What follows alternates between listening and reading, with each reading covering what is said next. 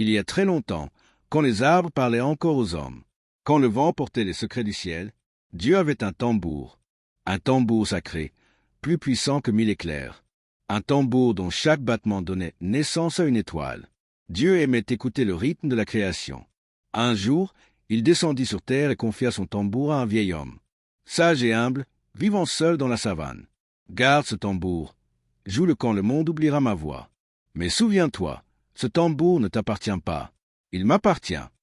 Chaque soir, au coucher du soleil, le vieil homme jouait. Les oiseaux s'arrêtaient, le vent se taisait, même les lions restaient silencieux. C'était Dieu qu'on écoutait.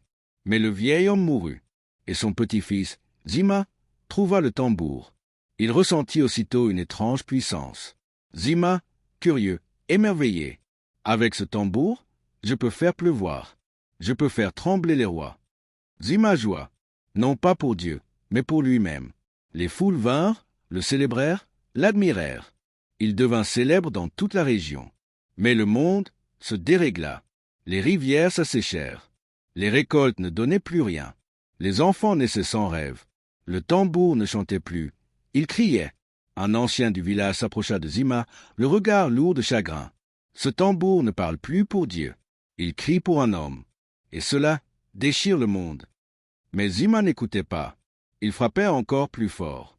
Et plus il jouait, plus la terre saignait. Alors, un jour, le ciel se fissura. Et Dieu descendit. Le tambour était fendu. Il avait crié trop fort, trop longtemps. Zima s'effondra, le visage baigné de larmes. Tu as joué pour être entendu. Mais le tambour, lui, est né pour être écouté. Zima, brisé. Pardonne-moi, je croyais savoir, mais je ne savais rien. Dieu ne reprit pas le tambour. Il planta une graine, et dit doucement, un jour, un autre viendra. Et s'il écoute avant de jouer, alors le monde chantera à nouveau. Les années passèrent. Un enfant naquit, puis un autre, et la graine devint un arbre. Un jour, 3 anciens du village se réunirent. Au pied de l'arbre sacré, un nouveau tambour avait été façonné. Il brillait d'une lumière douce, vivante. Ils s'assirent en cercle et écoutèrent.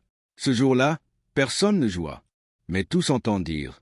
Car la vraie musique est celle qui naît du silence et parle au cœur.